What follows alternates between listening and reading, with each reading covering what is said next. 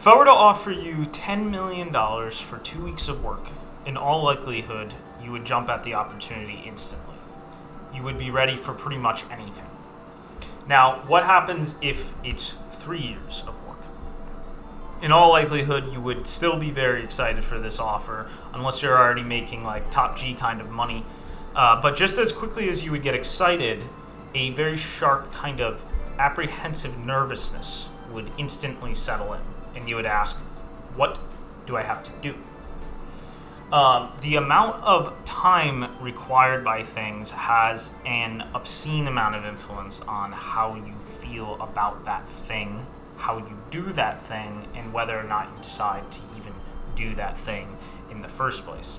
So, for this reason, learning the time frames required for things can actually grant incredible levels of control over things in your life. It unlocks the power to plan carefully about like exactly when and how you're going to go about something. But for this same reason, it can be incredibly frightening to learn this information. It's like now you have to deal with the reality of what is and isn't possible and what is required should you do something. So because of this, most people just don't want to learn this information. They don't seek it, and if they hear it, they might argue with it, etc. So the thing is, though, is when people do actually learn this information, the simple difference in numbers being heard can entirely change the way you live your life, entirely plan around what you heard. So, if you ask people who are very good at a creative skill, like art, people who are very good, like essentially pro or very, very near pro, if you ask when they started, it's not rare to get a strange answer that sounds almost recent. That's not uncommon.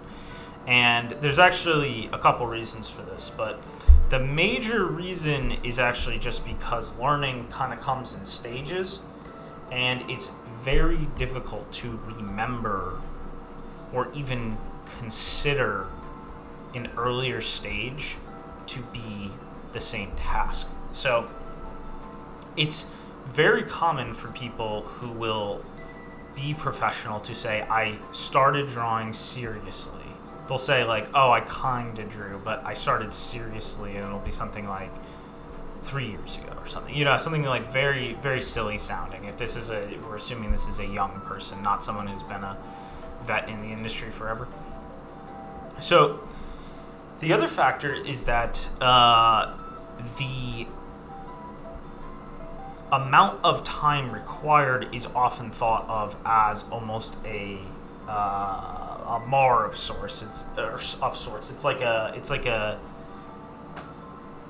evidence of talent or perhaps lack thereof that gets people nervous. And this is actually funny because that's actually the same thing that tends to go into getting people nervous about how much time it's going to take in the long run. Anyway, everyone wants to believe that they're going to do things in twice the amount of time required, or even sometimes it gets obscene, like 5 times the amount of time that they think, someone else took.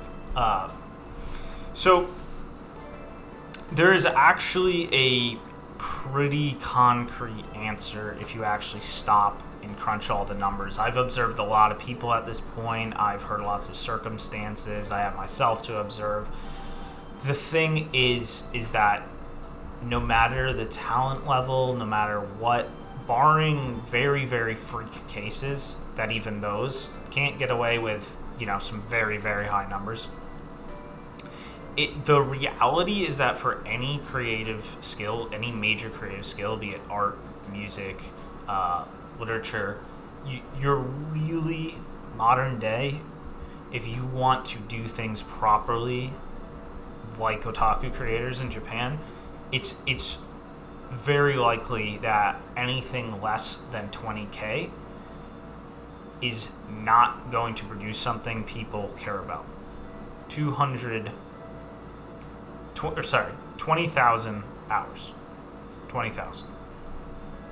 So how much is that exactly? Well, to put it in perspective, even 10 hours a day, every single day, 10 hours, no breaks, no weekends, nothing. 10 hours a day will net you around 3.5K a year. A little more, but it's really going to be 3.5K because of, 10 hours a day is not always going to be, super clean. So think about how much goes into a year, how many things change in a year, how long a year takes to pass. If you think about a year, you might not remember it as taking that long, but it goes on for a very long time, and a lot of things change in a year. So if you were to do 10 hours a day, that's basically your entire day. There's nothing else going on in your day. There's no way you're waging with that amount of time or anything. It would take close to 6 years to reach that 20K mark. To actually keep that up would be essentially very bizarre, unique circumstances. So from that info alone, you could just kind of get the point. There's no going from 0 or even early intermediate to industry viable in any short-term type of way. It simply does not happen. And again, I'll make another video where I talk about who I actually calculated, how I took things and stuff. But yeah, it's shockingly consistent what you're gonna find here. So what about the people who seemed to have moved into professional like art or writing kind of easily? What about these weird kind of exceptions you seem to see or things you seem to hear? Well, number one is just going to be always the thing I already said. People, kind of fudging what they did, forgetting what they did, etc. But really, it's going to just come down to two major things. Just a basic survivorship bias. There's usually going to be something very special about such people or their circumstances that just, that's the nature of special things. They don't apply to you. They simply do not. There's nothing special about you. The second factor is evolving standards and market saturation. When you hear these crazy cases, they are probably from 10 years ago at the absolute earliest, all likelihood 20 or even more. Things change. So the standards expected just for an entry level kind of just get higher and higher every year in many ways. And the amount of people you're competing with gets higher and higher. The number of jobs filled gets higher and higher. So you need more and more to distinguish yourself, which is going to mean a lot of time. It's going to mean the people who might have squeezed by will be filtered out or forced to take much more time. So the problem is non-otaku media is able to get away with a lot of corner cutting.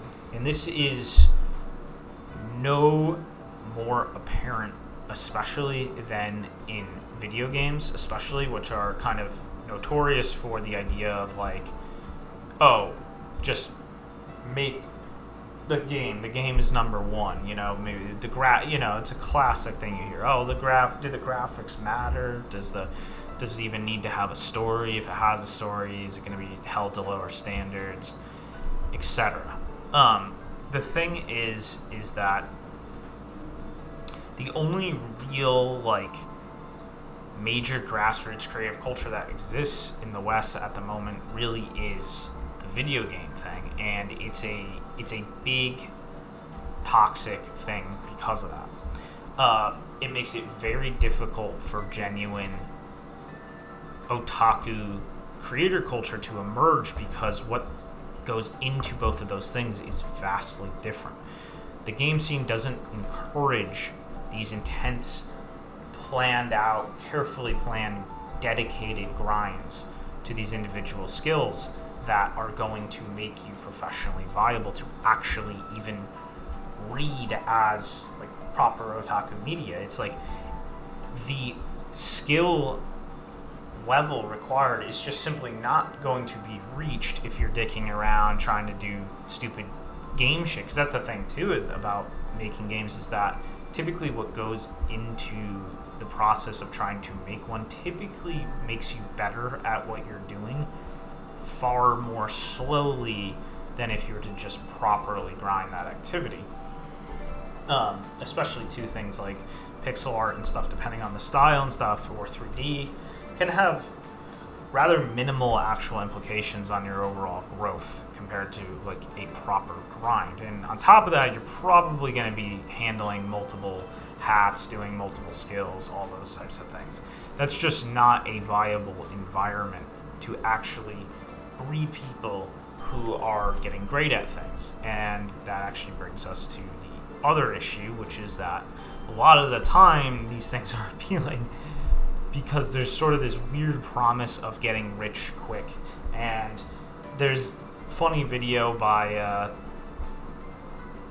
John Relic dude talks about like how it's called the Great Indie Dev Delusion or something. It's a good video and it's very true, but the thing is people don't really understand how deep it goes. The thing in the first place is that you can get over I'm not here to get rich quick. I'm not here to be delusional, unrealistic, and I'm truly passionate. I just want to make this thing I want to make. But it's get rich quick is not even just money. It's also just social currency and all these things. And it's just this general sense of security that you're doing an approved kind of thing. It's like this idea that like gets shoved down your throat that like, oh, game, that's the goal. If I'm a superstar if I can make games. And the thing is that this is the problem. There's no culture in that. There's no end goal, and if there's no culture, there's no actual like ambitious kind of like art-driven thing propelling these things. You're not going to try and get good. The thing about any sort of successful otaku creator is that they compared themselves to the absolute peak of what is possible in their medium, in their pursuit, art, music, writing, and they said, I need to look at that. I need to look specifically at that peak performance, and I need to try and get as close to possible to it. And there's a whole culture that develops around that. There's a culture of people holding each other to these standards that does not exist in games in any way, shape, or form. It bleeds in to games sometimes from otaku culture itself, but that's it. It's just a occasional bleed. That's all you're going to see. So things get extra hard too when you take into account the fact that like we need lots of people who are learning Japanese to actually make otaku media. Like if we want real writers, they're going to have to be dedicating themselves to learning Japanese and stuff and being able to perform in Japanese. That's a whole nother set of overhead that is just going to make things much harder and furthermore make it so that you can't be dicking around with all this game stuff. So the thing is that it's a weird situation where we could be using this medium as a platform for otaku media, but the issue is that they have to be sort of disregarded in order to get there.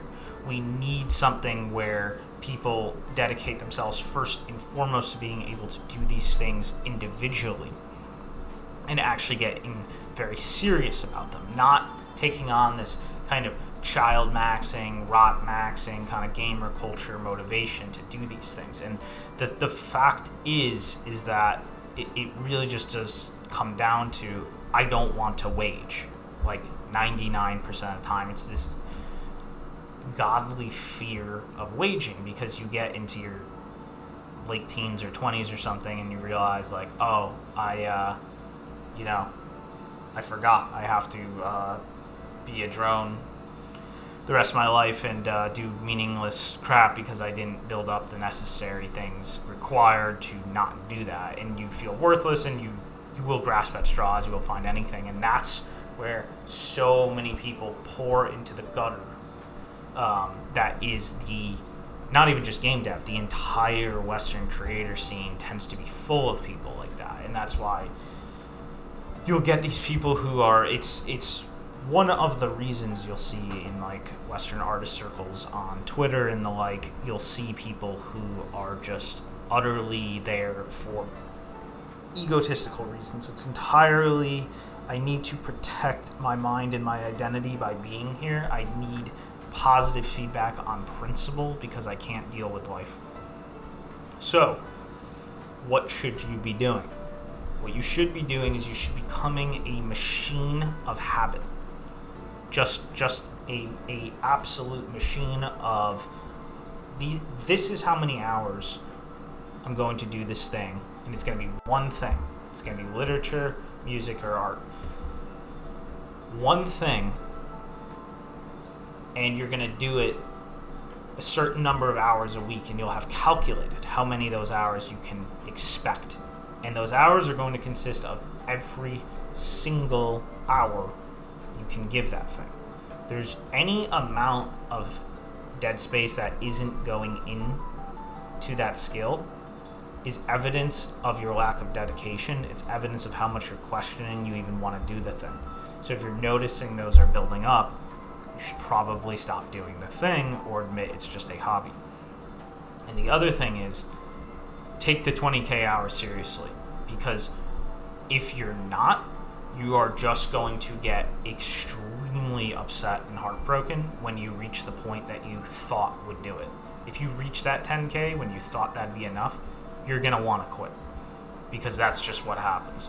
Because the thing is you'll have to face the fact that you did this for impure motivations. Well, this is also why, this is probably a whole nother video in its own right. You are in a extremely disadvantaged situation if you are not like 13 years old and you're trying to do this stuff. That's its whole other discussion because it indicates lots of problems. But at any rate, that is the red pill on what it takes, how long it takes to get good at art and equivalent creative skills. So that is it. You must identify a goal, and then you must live for that goal.